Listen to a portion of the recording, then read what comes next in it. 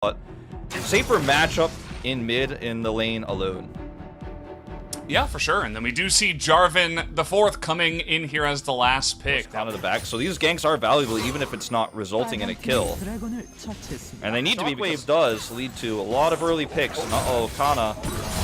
All right, we're going to have Zeus tanking here. And I'm not sure that Kana's going to be able to get away from this one. A very straight up and down these plates now.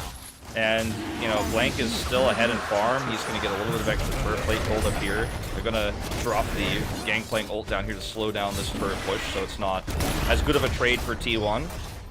But yeah, I like this for KT a lot more. Yeah. You know, Drakes can only go so far, right? If you're giving, you can do against the other champion if you can survive. And I think Hybrid in this game is just like, okay, let's try not to get picked. Speaking of which, Blank looks like he's dead. He's going to try to flash away. Here comes the Galio follow-up. And he will actually commit to using his Zhonya's here, even though he will not get away. Almost fight on the right side of this pit. And this looks like it's going to turn into a 50-50 here on the Drake. Yeah, nice 7-10 split there as Hybrid has to flash away. He immediately is going to go down before the fight even begins as the gameplay button there onto Blank. A lot of damage coming out here, and now Gumayusi able to fight a bit front to back. He's looking for Blank here. Will get that third shot and pick up yet another kill. Kana still going forward as they pick off a third KT member. Jarvan play. You know, I think KT may wanted to score. Thorin's going to get collapsed onto here. This could actually be He's doing a ton of damage, though. He might just be able to take out Kana before it begins, and he will. Trying now to crit down Gumayusi, not quite going to be able to. And, you know, at the end of the day, you trade a Renekton for giving a kill over to the Vayne. I don't think that's half bad, actually. A nice try from Doran. But still, Gumayusi will pick up another kill. Yeah, it's actually way better for T1, I do agree, but props to Doran for just being like, wait a second, I kill you, actually, the initial part. There's always going to be that threat, which is why there's so much pressure on Gumayusi to have basically perfect positioning. But as long as these fights go kind of skirmishy, you know, and a lot of threats taken away from Gumayusi so that he can kind of pop off, and I think that T1 have done a good job here. I don't think KT should try to push the issue. They disagree. Zeus is going in. They want to get on top of Gumayusi, but again, that true damage through the Unbreakable, just making that look really simple. Gumayusi against Drake. It's your first Drake of the game. That's all you're going to get out of this. I think that was a big misread by KT Rolster to try to go in for that fight. There's a minion wave in between KT and T1. T1 have better positioning. And there's clearly a communications issue in the moment where Zeus goes in by himself. Let's watch it again because the minion wave is here, so there's no way to actually chip away. And like, Zeus is going in, KT's killing minions. And then suddenly Gumayusi's like, yeah, okay, nice try. I mean, the idea is definitely you want to initiate on Gumayusi, but his positioning was too good. We're never going to be able to force that, as we're going to see a shockwave on Kana. All right, it looks like Kana's in a bit of trouble, as has been the case for a lot of this game that have gone so far. I completely agree. And you know, it felt like KT had such a great start, right? Especially with Doran. I think this game is kind of, it writes itself. The ending is already foreseen, you know? Unless a big mistake happens from T1, and T1's not the type of team to make mistakes like that, generally speaking.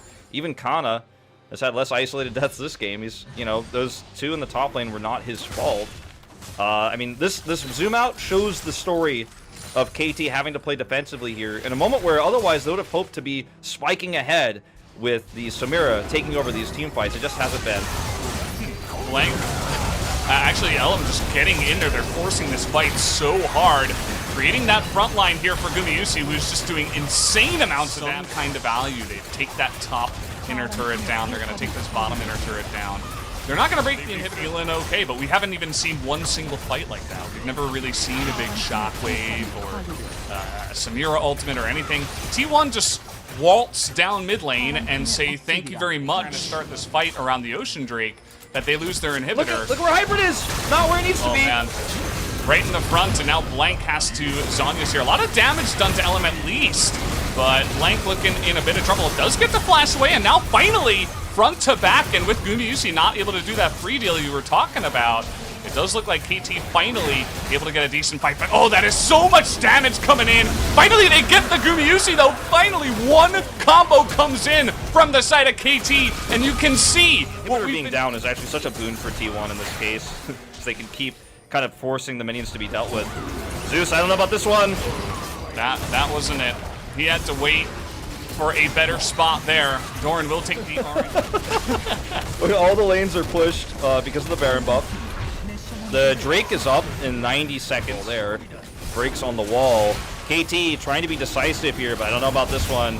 Oh no. All right, over the wall, he finds Cal, and they do not have much. A huge taunt gets pretty much everybody on the side of KT. Not enough damage is going to come out of this one. The engage this time, too clean and too strong on the side of T1. They're going to teleport in and look to end this game. Yeah, one small mistake from Gumayusi throughout this entire game in terms of how he was playing the Vayne and how, you know, he got collapsed on there on that one Drake fight. But besides that, he's been positioned very well, and Elim and Kana have set up for him each and every time to just do his job, hit auto attacks, and tumble. That's all he's got to do. When the setup is this good for T1, when they're playing this reactionary, it's really easy to clean it up. And T1 going to take another lead in what has been a very dominant series of telecom wars over the last 2 years.